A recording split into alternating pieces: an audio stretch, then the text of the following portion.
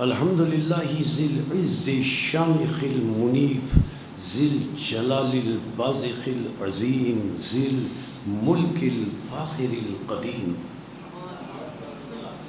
مالک الاملاک مفلک الافلاک مسخر الشمس والقمر مکبر اللیل والنہار مکبر النہار علی اللیل قاسم کل جبار عنید مہلک کل شیطان مرید رب الجنة والناس رب العالمین لا يصغره صراخ المستصرخین لا يبرمه الحاح الملحین العاصم للصالحین موفق للمفلحین مولا العالمین انزل السکینۃ علی قلوب المؤمنین جلت عظمتہ الصلاۃ والسلام علی النبی الامی العربی الہاشمی القرشی المکی المدنی الابتحی المطلبی ابی القاسم محمد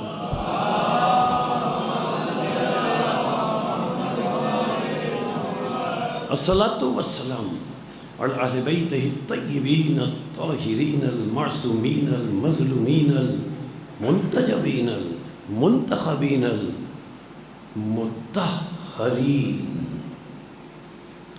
الذین اذہب اللہ عنہم الرجس وطہرہم تطہیرا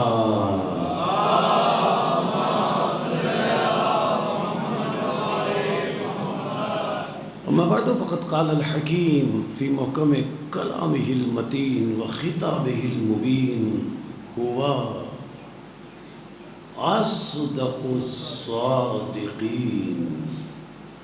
وقولہ الحق لأنہ ہوا معلن الحق بالحق بسم اللہ الرحمن الرحیم یا ایھا النبی جاہد الکفار والمنافقین واغلظ علیہم صلوات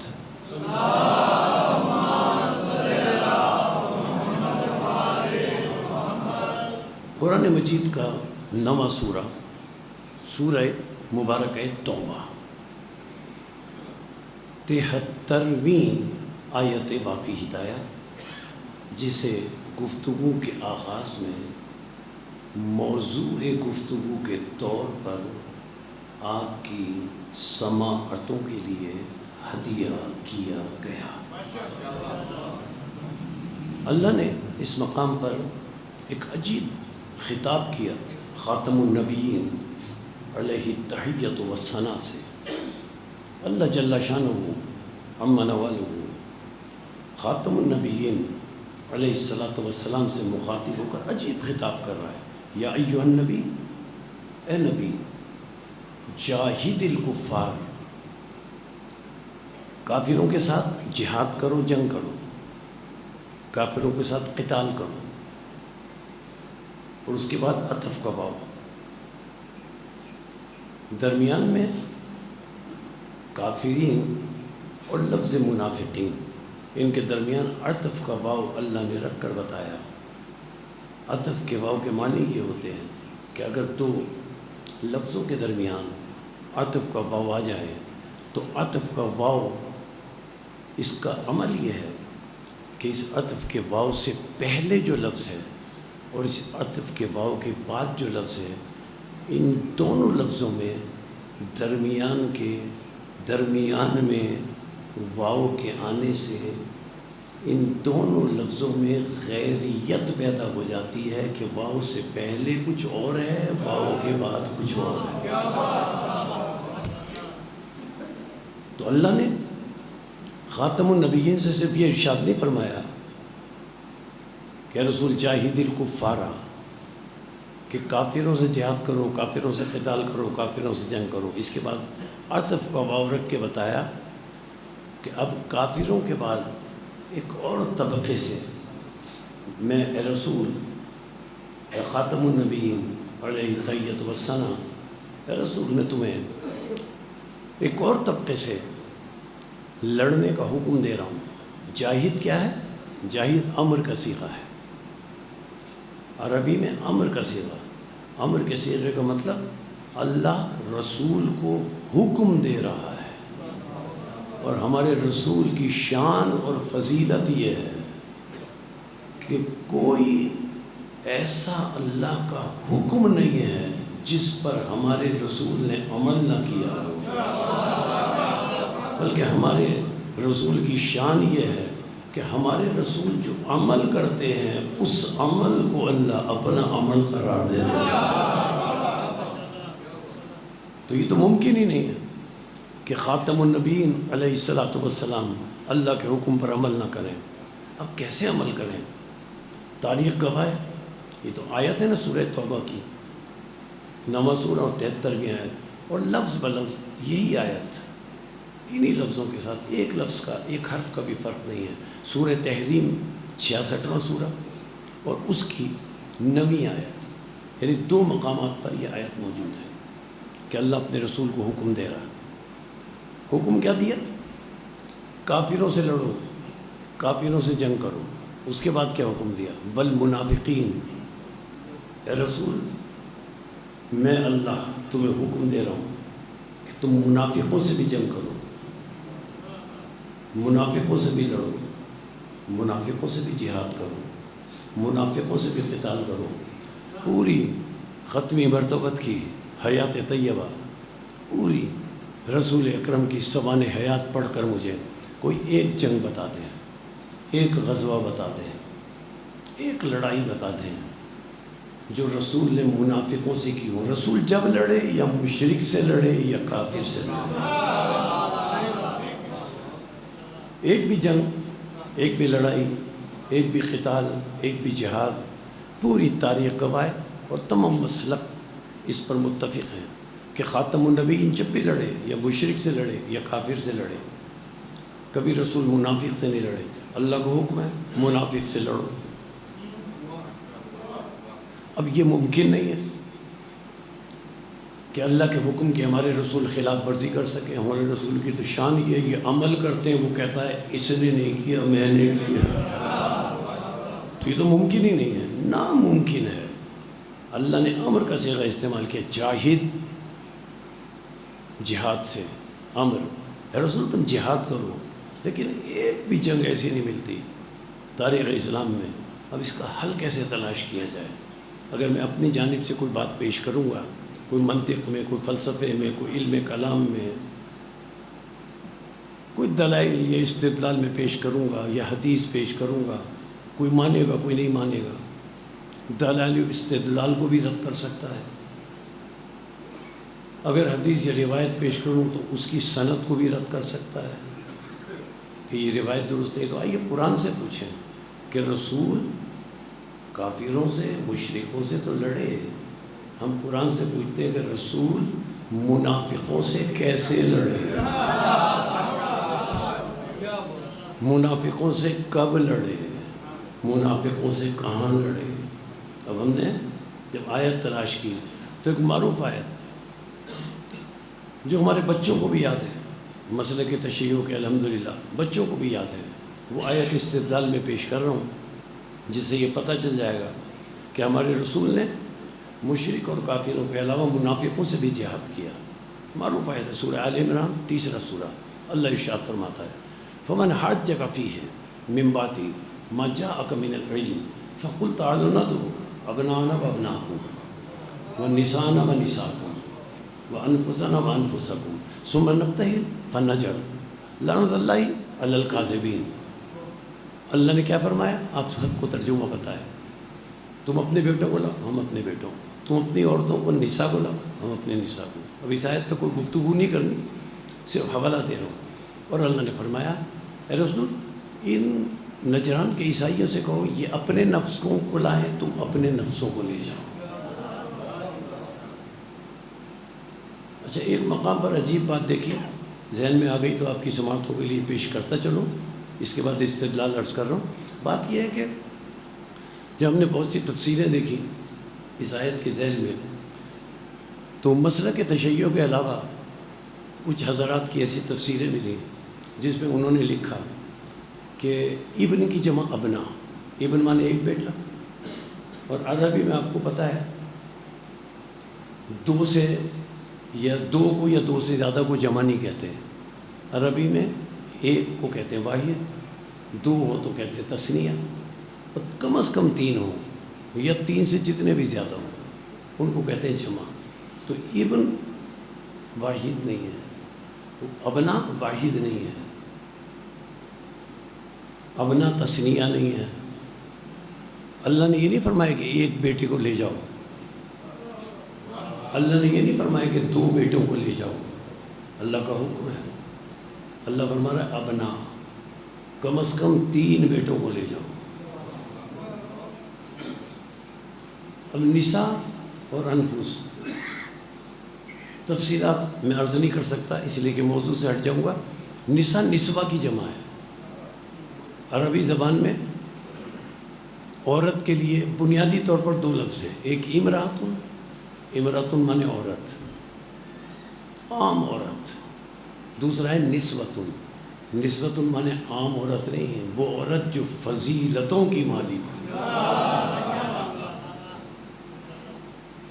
اسی امراتن سے عربی میں مردوں کے لیے دو لفظ ہیں۔ امرؤن کہتے ہیں عام مرد کو، جو بشکل صورت کا ساخت کا ایک مرد ہو۔ نسوہ کہتے ہیں جس کی جمع نساء، وہ کہتے ہیں اس عورت کو جو بہت ہی زیادہ فضیلتوں کی مالکہ ہو۔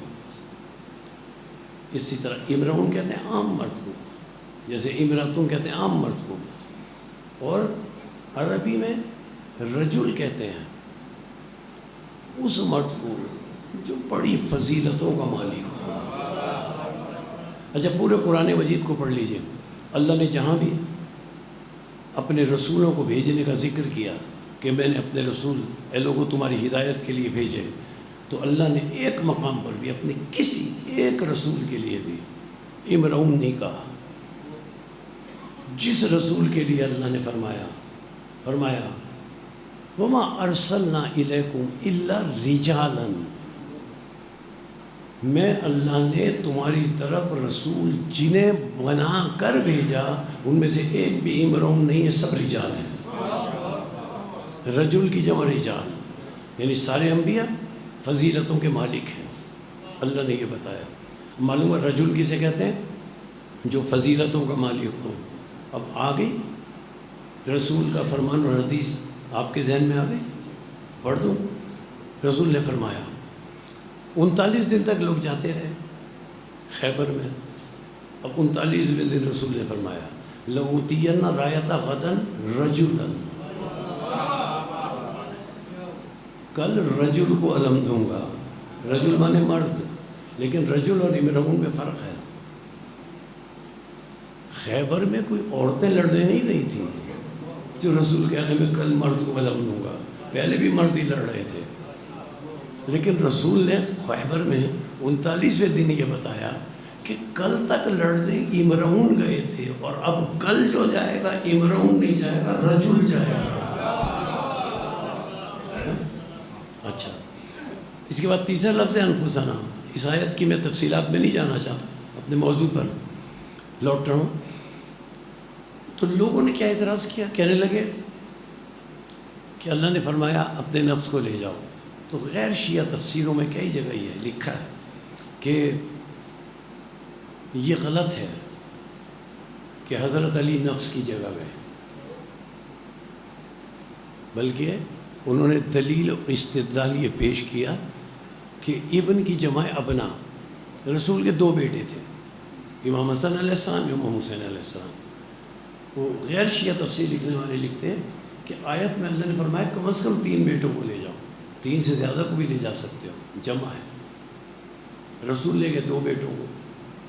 اب اس کی تعبیر کیا کی غیر شیعہ مسلک کے مفسرین اور مترجمین نے؟ اس کی تعبیر یہ کی کہ نفس کی جگہ تو خود رسول گئے، نساء کی جگہ جناب سیدہ گئی، اور حضرت علی چونکہ رسول کے داماد ہیں، تعویل کر رہے ہیں چونکہ رسول کے داماد ہیں، اور داماد ہوتا ہے بیٹوں کی جگہ، تو تعویل کیا کی؟ 2 بیٹے امام حسن امام حسین، اللہ نے فرمایا کم از کم 3 کو لے جاؤ، 3 سے زیادہ بیٹوں کو لے جاؤ، تو وہ تعویل یہ کی گئی کہ ابناء میں اپنے داماد حضرت علی کو رسول لے گئے، اس لیے کہ داماد بھی بیٹوں کی جگہ ہوتا ہے تاکہ 3 بیٹے پورے ہو جائیں۔ اب میں یہ ایک جملہ کہہ کر بات آگے بڑھا دوں، رسول اگر علی کو داماد بیٹے کی طرح ہوتا ہے، بیٹے کی جگہ اپنے داماد کو لے گئے، تو آیت میں تو ابناء میں تو گنجائش ہے، 3 بیٹوں سے زیادہ بھی لے جا سکتے تھے۔ ابناء کہتے ہیں 3 بیٹے یا 3 سے زیادہ بیٹے، رسول لے گئے۔ اگر چلیں آپ کی بات مان لیں کہ رسول علی کو چونکہ داماد تھے اس لیے بیٹے کی حیثیت سے لے گئے، چلیں آپ کی بات مان لیں، تو پھر کم از کم اتنا تو مانو کہ مباہلے تک حضرت علی کے علاوہ رسول کا اگر کوئی اور داماد بھی ہوتا تو اسے بھی لے جاتے ہیں۔ معلوم ہوا یہ تعویل غلط ہے، اور مسئلہ کے تشیع میں نص سے معصوم ہے کہ نفس کی جگہ علی گئے۔ علی کیا شان ہے حضرت علی کی کہ کبھی علی نفس رسول ہیں اور کبھی علی اپنا نفس اللہ کو بیچ دیتے ہیں، اللہ کی رضا کو خرید لیتے ہیں۔ حضرت علی نفس سے معصوم ہے، نفس کی جگہ گئے۔ یہ بات طے ہو گئی اب آیت میں کہ حضرت علی علیہ السلام کو اللہ نے کہا نفس رسول۔ اب آیت پڑھیں، یا ایھا النبی جاہد الکفار والمنافقین، اے نبی کافروں سے جہاد کرو اور منافقوں سے جہاد کرو۔ پوری رسول اکرم کی سوانح حیات اور سیرت طیبہ میں کوئی ایک جنگ، ایک غزوہ، ایک لڑائی منافقوں سے نہیں ملتی۔ رسول تو لڑے نہیں، رسول تو جب لڑے مشرک یا کافر سے لڑے۔ تو آیت مبارکہ نے بتایا کہ رسول کے نفس کا نام علی ہے۔ اللہ نے فرمایا اے رسول تم کافر اور مشرکوں سے لڑو، رسول کافر اور مشرکوں سے لڑے، اور رسول کا نفس علی منافقوں سے لڑا۔ منافقوں سے، اب علی لڑے منافقوں سے، اللہ فرماتا ہے رسول تم لڑو۔ اب یہاں نتیجہ کیا نکلا؟ یہاں بات یہ طے ہوئی کہ اللہ نے فرمایا نبی سے تم لڑو، منافقوں سے لڑے علی، لڑے علی، حکم رسول کو تم لڑو۔ کیا بات طے ہوئی؟ بات یہ طے ہوئی علی کا کسی سے لڑنا، علی کا لڑنا نہیں ہے، نبی کا لڑنا ہے۔ اب وہ لوگ اپنی آخرت کی فکر کریں جو علی سے لڑے ہوں، وہ علی سے نہیں لڑے، نبی سے لڑے۔ اور جو نبی سے لڑے وہ مسلمان کیسے ہو سکتا ہے؟ اس کا ایمانی کیسے ہو سکتا ہے رسول پر؟ اچھا، اب علی کا لڑنا، نبی کا لڑنا۔ اب آسان لفظوں میں جملے کہہ دوں تاکہ بات آگے بڑھ جائے اور نتیجے تک، زیادہ تفصیلات کا موقع بھی نہیں ہے۔ دیکھیں، اللہ نے حکم دیا نبی کو آپ لڑیں، نبی نے لڑے، علی لڑے، یعنی علی کا لڑنا، نبی کا لڑنا۔ اس کو آسان لفظوں میں یہ کہہ لیں، اللہ نے اس آیت میں علی کے فعل کو نبی کا فعل قرار دیا۔ کسی کا فعل بن جانا اللہ اور قرآن کی نظر میں شرک نہیں ہے۔ دلائل موجود ہے قرآن کے، وہ چند آیتیں پڑھتا ہوں۔ اگر بات یہیں تک ہوتی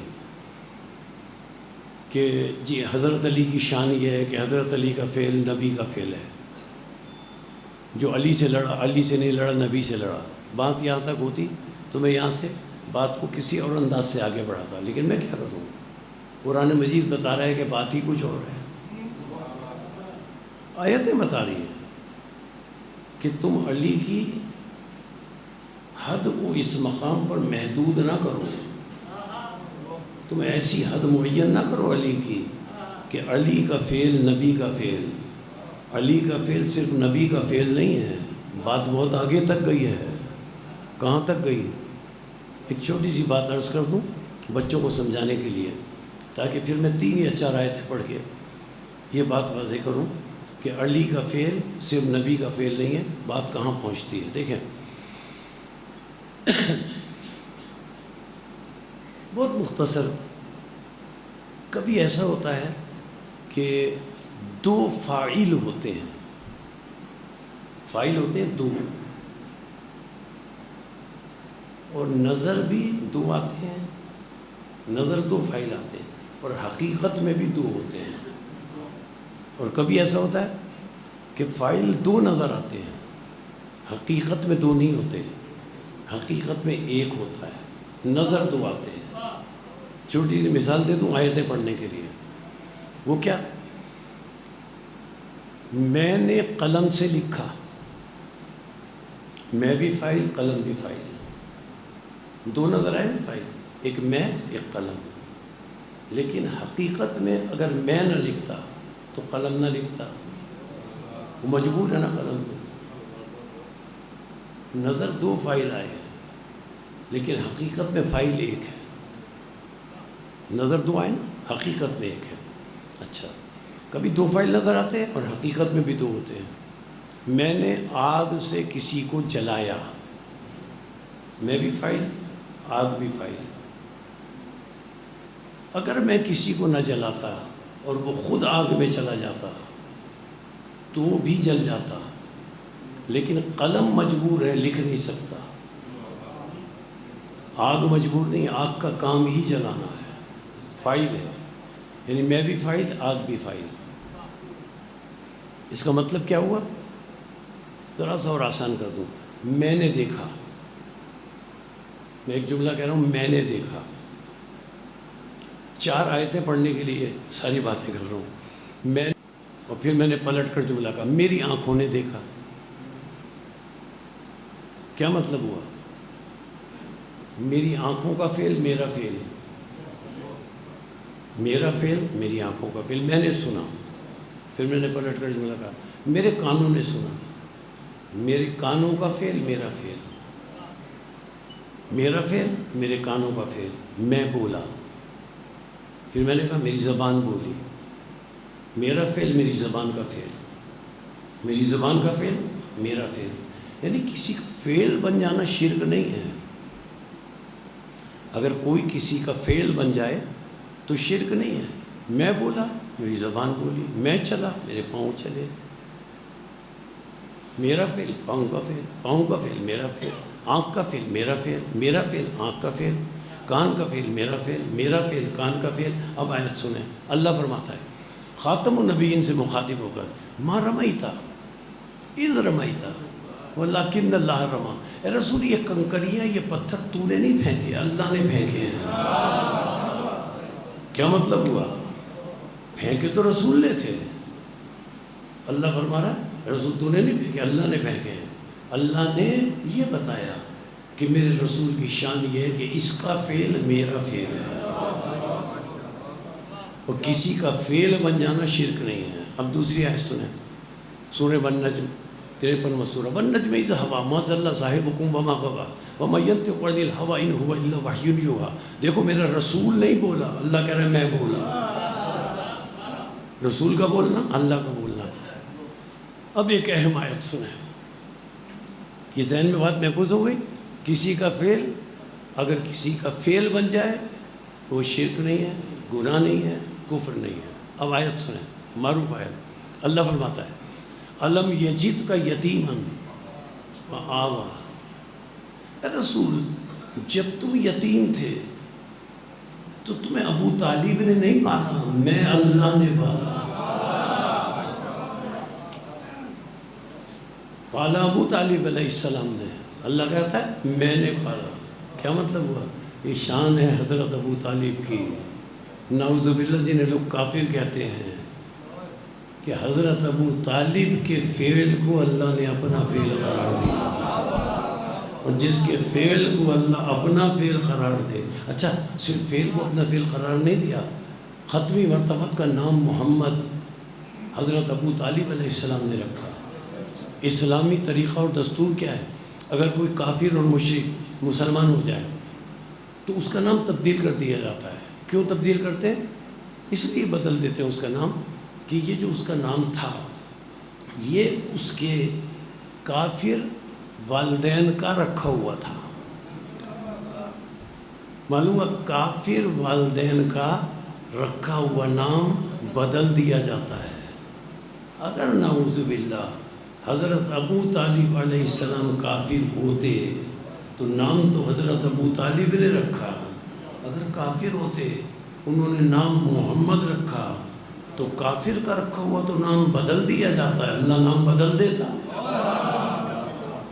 اللہ نے حضرت ابو طالب کا رکھا ہوا نام محمد بدلا نہیں، اور نہ بدل کر یہ بتایا کہ ابو طالب نعوذ باللہ کافر نہیں۔ لوگ کہتے ہیں ایمان نہیں لائے، ایمان نہیں لائے۔ بھئی ایمان تو وہ لاتا ہے جو 40 سال بتوں کو پوجتا رہا، کہتے ہیں ایمان نہیں لائے۔ اللہ نے یہ بتایا کہ نام رکھا ابو طالب نے، اور اللہ یہ بتا رہا ہے کہ دیکھو جملہ کو، اے ابو طالب کو، اے ابو طالب علیہ السلام کو اللہ بتا رہا ہے، اے ابو طالب کو کافر کہنے والوں، جب تک تم حضرت ابو طالب کے رکھے ہوئے نام محمد کا محمد الرسول اللہ کہہ کر کلمہ نہیں پڑھو گے تم مسلمان نہیں ہو۔ نام رکھا حضرت ابو طالب نے۔ اب دو ہی صورتیں ہیں، یا تو حضرت ابو طالب علیہ السلام کو کافر کہنا چھوڑ دو یا پھر کلمہ پڑھنا چھوڑ دو، اس کے علاوہ تیسری تو صورت ہی کوئی نہیں ہے۔ اچھا، اب جہاں سے بات میں نے شروع کی، یا ایھا نبی جاہد الکفار والمنافقین، یعنی کفار سے رسول لڑے، مشرک سے رسول لڑے، اور منافقوں سے حضرت علی لڑے۔ علی کا فعل نبی کا فعل، ما رمیت اذ رمیت، نبی کا فعل اللہ کا فعل، ما ینطق عن الہوی، نبی کا بولنا اللہ کا بولنا۔ اب آیت سنیں، الم یجدک یتیما فآویٰ، حضرت ابو طالب کا فعل اللہ کا فعل، جس کا فعل اللہ کا فعل ہو اس کی کیا شان ہوگی۔ اب ایک آیت پڑھ رہا ہوں جہاں تک میں لانا چاہتا تھا، اور تفصیلات کا وقت نہیں ہے۔ یہ آیت اور اس کے بعد نتیجہ دے کر گفتگو اختتام پذیر ہو رہی ہے۔ اب ایک آیت سنیں، میں نے ابتدا میں سورہ توبہ کی آیت کے تحت یہ اصول جو قرآن نے بتایا آپ کی سماعتوں کے لیے پیش کیا کہ علی کا فعل نبی کا فعل ہے۔ میں نے عرض کیا بات یہاں تک نہیں رکی، اب 3 آیتیں پڑھ دی میں نے، نبی کا فعل اللہ کا فعل، نبی کا بولنا اللہ کا بولنا، حضرت ابو طالب کا فعل اللہ کا فعل، کسی کا فعل بن جانا شرک نہیں ہے۔ اب آیت سنیں چوتھی جہاں میں لانا چاہتا تھا، وہ آیت کیا ہے؟ لیکن وہ آیت پیش کرنے سے پہلے چند جملوں میں ذرا سی وضاحت ضروری ہے تاکہ وہ آیت بچوں اور جوانوں میں بھی واضح ہو سکے۔ وضاحت کیا ضروری ہے؟ جتنی بھی جنگیں اسلام کی ہوئی ہیں، ساروں کے میں نام نہیں لیتا، غزوہ بدر ہے، غزوہ احد ہے، غزوہ خیبر، اور جتنی جنگیں ہوئی، ہر جنگ میں مسلمان مجاہدین مسلمان مشرک اور کافروں سے لڑے، اور کافر اور مشرک مسلمانوں سے لڑے۔ بدر میں بھی لڑے، احد میں بھی لڑے، خیبر میں بھی لڑے، جتنی جنگیں سب میں لڑے سوائے ایک جنگ کے۔ اور جس جنگ میں کوئی مسلمان کسی مشرک سے نہیں لڑا، اور کوئی مشرک اور کافر کسی مسلمان سے نہیں لڑا، سب متفق ہیں۔ اس جنگ کا نام ہے غزوہ خندق۔ غزوہ خندق میں نہ کوئی مسلمان کسی مشرک کافر سے لڑا، نہ کوئی مشرک اور کافر کسی مسلمان سے لڑا، صرف عمرو ابن عبدود خندق پار کر کے آ گیا۔ واقعہ آپ کو معلوم ہے، واقعہ نہیں پڑھنا چاہتا، وہ خندق پار کر کے آ گیا۔ رسول نے حضرت علی کو بھیجا، ذہن میں رہے خندق میں کوئی مشرک کافر کسی مسلمان سے نہیں لڑا، کوئی مسلمان کسی مشرک کافر سے نہیں لڑا، صرف اور صرف علی اور عمرو ابن عبدود کا مقابلہ ہوا۔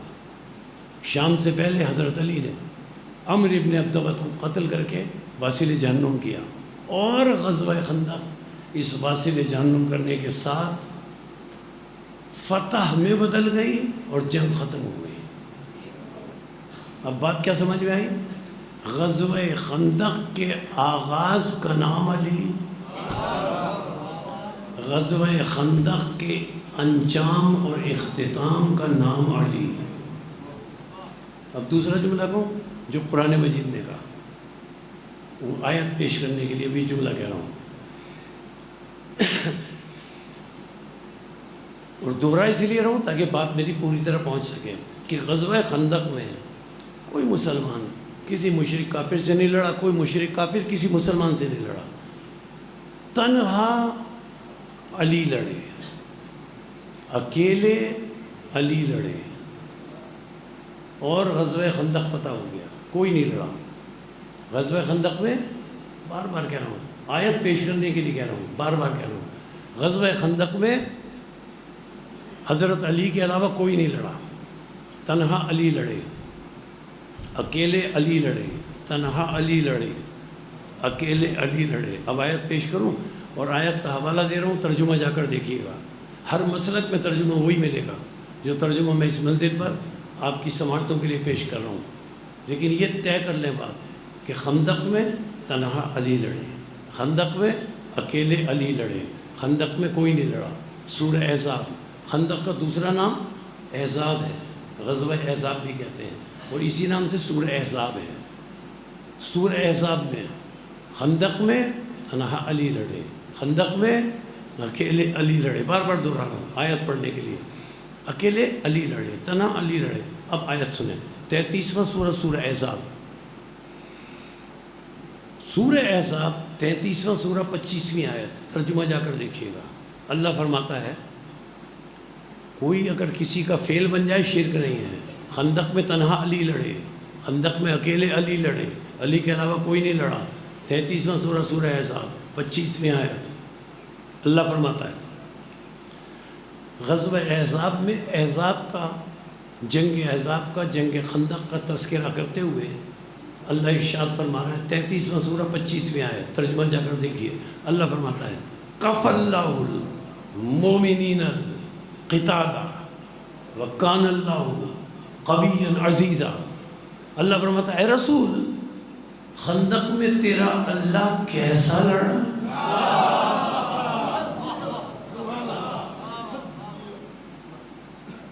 لفظی ترجمہ دیکھ لیجیے گا جا کر، لفظی ترجمہ میں نے محاورتاً ترجمہ کیا، لفظی ترجمہ یہ ملے گا اے رسول کف اللہ المؤمنین القتال، غزوہ خندق میں تنہا اللہ کا لڑنا کافی ہوا، وَكَانَ اللَّهُ قَوِيًّا عَزِيزًا، اللہ قوی بھی ہے اور غالب بھی ہے۔ اب اللہ تو آ کے نہیں لڑا نا، اللہ تو آ کر نہیں لڑا نا، لڑے علی، اللہ نے کہا میں لڑا۔ جیسے یہ آیت نازل ہوئی نا، سند کے ساتھ روایت موجود ہے، رسول پر جبریل غزوہ خندق میں یہ آیت لے کر نازل ہوئی، جیسے یہ آیت لے کر نازل ہوئے کہ رسول خندق میں اللہ کیسا لڑا، جیسے یہ آیت لے کر نازل ہوئے نا، تو رسول کے ساتھیوں نے دیکھا اس آیت کے نزول کے بعد علی اللہ کی بارگاہ میں سجدے میں گر گئے، اور سجدے میں گر کر علی نے سب کو بتایا مجھے اللہ نہ سمجھنا، اللہ وہ ہے جسے علی سجدہ کر رہا ہے۔ لیکن بات کیا ہے؟ بات یہ کہ علی کا فعل اللہ کا فعل ہو گیا۔ میں نے بات کہاں سے شروع کی تھی؟ علی کا فعل نبی کا فعل۔ علی کا فعل صرف نبی کا فعل نہیں ہے، علی کا فعل اللہ کا فعل ہے۔ اب مجھے جملہ کہنے کی اجازت دیجیے، علی کا فعل نبی کا فعل، جو علی سے لڑا، علی سے نہیں لڑا، نبی سے لڑا۔ علی کا فعل اللہ کا فعل، جو علی سے لڑا، علی سے نہیں لڑا، اللہ سے لڑا۔ جو اللہ سے لڑا وہ جنت میں کیسے جائے گا؟ اصل میں معتزلی کی ایک بات عرض کر دوں، یہ اصل میں پہچانا نہیں جا سکا۔ معتزلی علیہ رحمہ سے کسی نے سوال کیا، ایک کاغذ پر 17 افراد کے نام لکھ کر معتزلی کے پاس لائے اور معتزلی سے کہا یہ بتائیں کہ یہ 17 افراد جو ہیں یہ افضل ہیں، ان میں سے کوئی افضل ہے یا حضرت علی افضل ہے؟ معتزلی نے پہلا جواب دیا، دیکھو مجھ سے مت پوچھو، دیکھو مجھ سے مت پوچھو، نہ سوال کرو، نہ جواب مانگو مجھ سے۔ کہنے لگے نہیں بتائیں آپ۔ جب بہت اصرار کیا تو معتزلی علیہ رحمہ نے سورہ مائدہ 5واں سورہ اس کی آیت بھی پڑھی، اور دیکھیں کتنی مناسبت اور مطابقت سے آیت پڑھی۔ معتزلی نے آیت پڑھی، مجھ سے نہ پوچھو، یہ کہنا چاہتے تھے نا۔ معتزلی نے کہا دیکھو سورہ مائدہ میں اللہ نے فرمایا ہے لا تسألوا عن اشیاء ان تبد لکم تسؤکم۔ اللہ فرما رہا اے ایمان والو، ایسی باتیں مت پوچھا کرو جن کے جواب تمہیں برے لگے۔ یہ آیت بھی پڑھی کہ دیکھو مت پوچھو، اللہ فرما رہا ہے تمہیں میرا جواب برا لگے گا۔ کہنے لگے نہیں جی بتائیں آپ کہ علی افضل ہے یا یہ 17 افضل ہے؟ جب بہت اصرار کیا 2 جملے جواب میں گئے معتزلی علیہ رحمہ نے کہ یہ 17 افضل ہے یا علی افضل ہے۔ معتزلی کے 2 جملے سنے جواب کے۔ معتزلی کہتے ہیں پہلا جملہ، یہ جو تم 17 افراد کے نام لکھ کر لائے ہو یہ تو وہ ہیں جن کے بارے میں اب تک بحث ہو رہی ہے کہ یہ مومن بھی تھے یا نہیں۔ ان کا مقابلہ تم اس علی سے کر رہے ہو جس کے بارے میں اب تک بحث ہو رہی ہے کہ بندہ تھا یا خدا تھا۔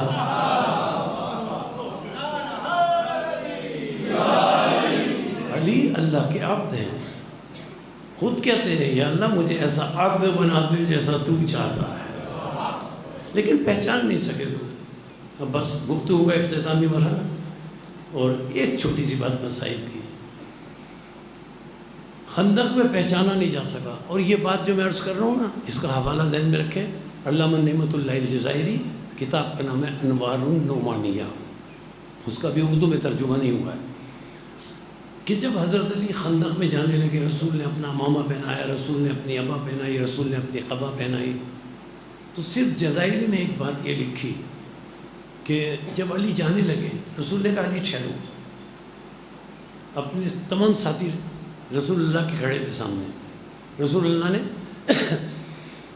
تمام ساتھیوں سے مخاطب ہو کر کہا، یہ نعمت اللہ جزائری نے لکھا انوار النعمانیہ میں، تمام ساتھیوں سے رسول نے علی سے کہا ٹھہرو، اور تمام ساتھیوں سے مخاطب ہو کر کہا میرے ساتھیوں بتاؤ یہ جہاد کرنے لڑنے کون جا رہا ہے؟ عجیب سوال کی۔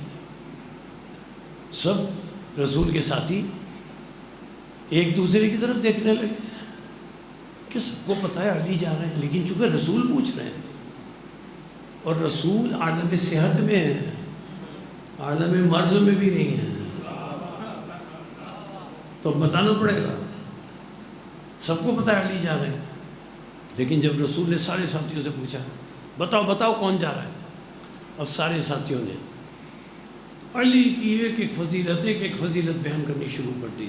کسی نے کہا یا رسول اللہ اسد جا رہا ہے، کسی نے کہا حیدر جا رہا ہے، کسی نے کہا صفدر جا رہا ہے، کسی نے کہا ابو ریحان دین جا رہا ہے، کسی نے کہا قباب اہل لغت جا رہا ہے، کسی نے کہا عالم بالصبر جا رہا ہے، کسی نے کہا عالم بالنحو جا رہا ہے، کسی نے کہا خلیفۃ اللہ جا رہا ہے، کسی نے کہا وجہ اللہ جا رہا ہے، کسی نے کہا عین اللہ جا رہا ہے، کسی نے کہا لسان اللہ جا رہا ہے، کسی نے کہا راکع جا رہا ہے، کسی نے کہا ساجد جا رہا ہے، کسی نے کہا عالم بالقرآن جا رہا ہے، کسی نے کہا عالم بالتوریت جا رہا ہے، کسی نے کہا عالم بالانجیل جا رہا ہے، کسی نے کہا عالم بالصحف الاولیٰ جا رہا ہے، کسی نے کہا در کعبہ جا رہا ہے، کسی نے کہا ذوالمحراب بالمنبر جا رہا ہے، کسی نے کہا شافع یوم محشر جا رہا ہے، کسی نے کہا ساقی حوض کوثر جا رہا ہے، کسی نے کہا قاتل مرحب و انتر جا رہا ہے، کسی نے کہا فاتح خندق و خیبر جا رہا ہے، کسی نے کہا ابو شبیر و شبر جا رہا ہے، کسی نے کہا یعقوب الدین جا رہا ہے، کسی نے کہا در کعبہ جا رہا ہے، کسی نے کہا معلم جبریل جا رہا ہے، کسی نے کہا باب مدینہ حکمت جا رہا ہے، کسی نے کہا دار خزانہ علم جا رہا ہے،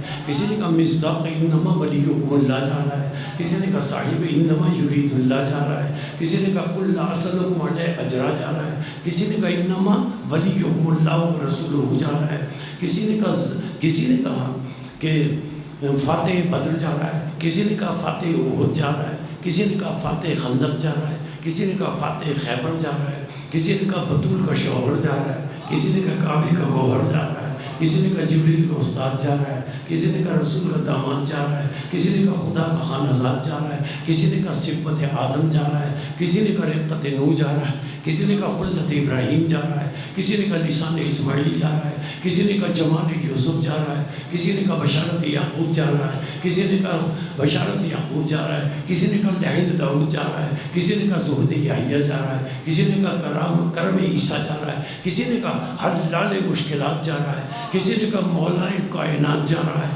کسی نے کہا امام المتقین جا رہا ہے، کسی نے کہا سید الموحدین جا رہا ہے، کسی نے کہا امیر المومنین جا رہا ہے، کسی نے کہا کل شیء ارسلناہ فی امام مبین جا رہا ہے، کسی نے کہا اسد اللہ الغالب جا رہا ہے، کسی نے کہا غالب علی کل غالب جا رہا ہے، کسی نے کہا مطلوب کل طالب جا رہا ہے، کسی نے کہا امام المشارق جا رہا ہے، کسی نے کہا امام المغارب جا رہا ہے، کسی نے کہا امام المشرقین جا رہا ہے، کسی نے کہا امام المغربین جا رہا ہے، کسی نے کہا نقطۃ دائرۃ المطالب جا رہا ہے، کسی نے کہا علی ابن ابی طالب جا رہا ہے، کسی نے کہا عبد المطلب کا پوتا جا رہا ہے، کسی نے کہا ابو طالب کا بیٹا جا رہا ہے، کسی نے کہا رسول کا بھائی جا رہا ہے، کسی نے کہا حاجت روا جا رہا ہے، کسی نے کہا مشکل کشا جا رہا ہے۔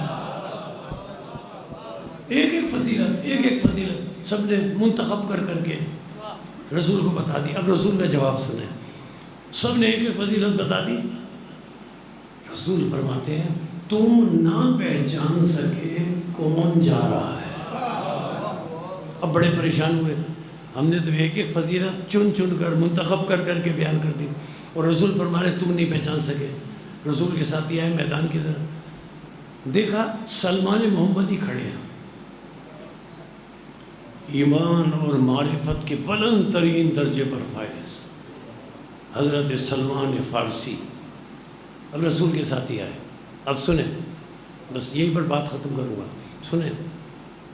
سلمان، رسول کے ساتھی کہتے ہیں سلمان من یذهب الی الجہاد، سلمان یہ کون جا رہا ہے جہاد کرنے؟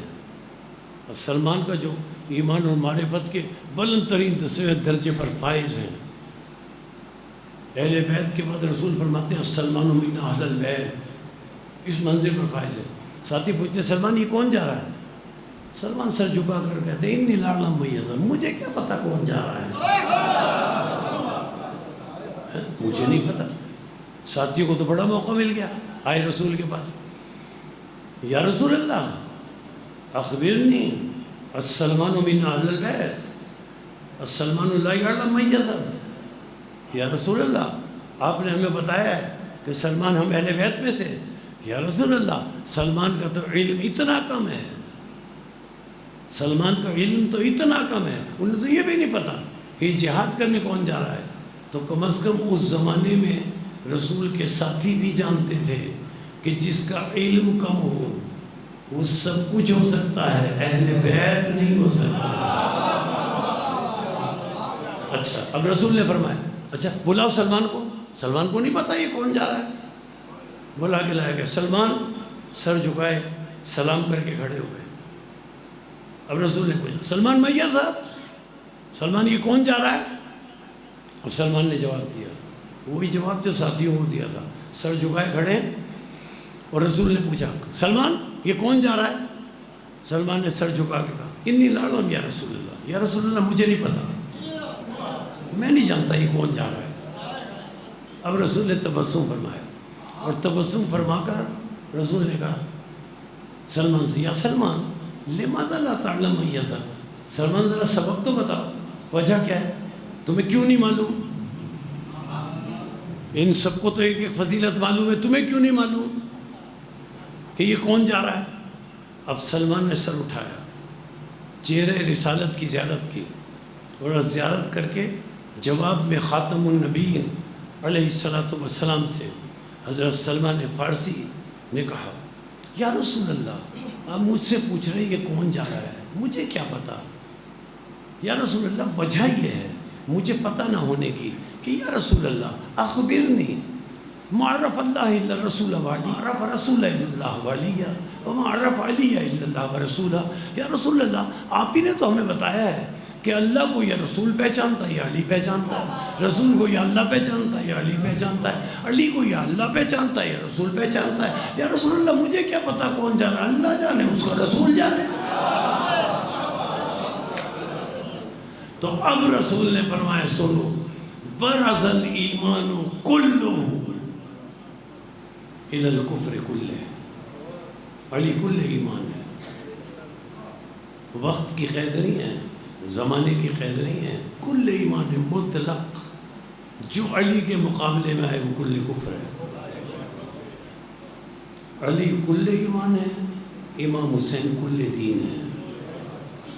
اور بس ایک بات مسائل کی، اس کے بعد گفتگو ختم، اس لیے کہ وقت محدود ہے۔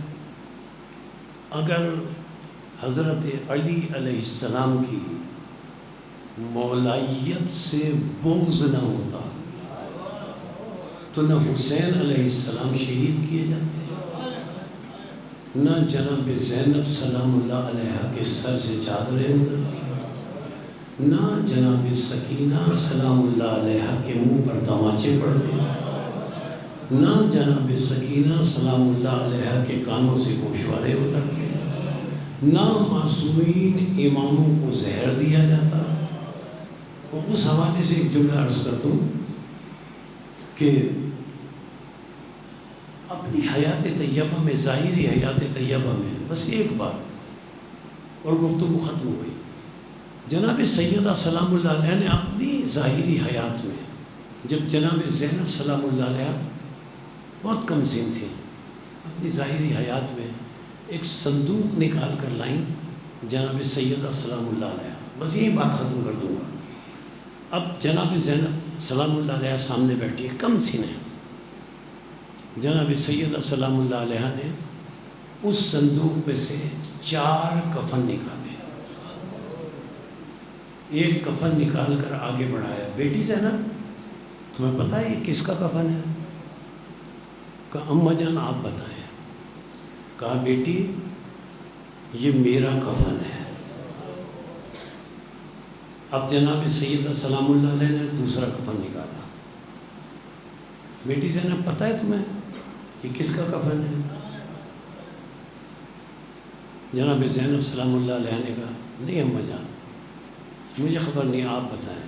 بیٹی یہ دوسرا کفن تمہارے بابا علی کا ہے۔ اب 28 سفر کے حوالے سے بس یہ ایک جملہ کہہ رہا ہوں اور بات ختم۔ اب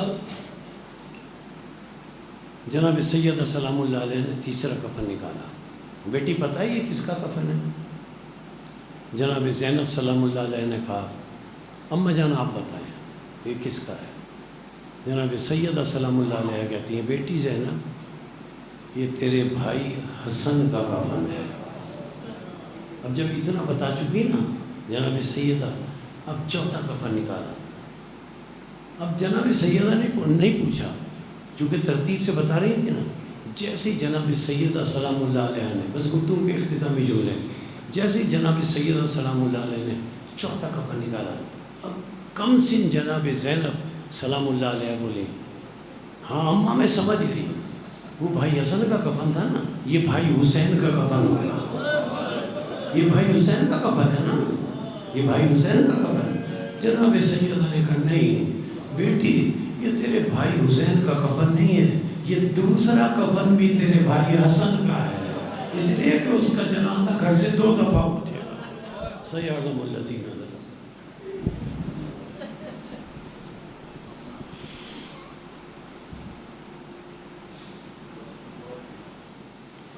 بسم اللہ الرحمن الرحیم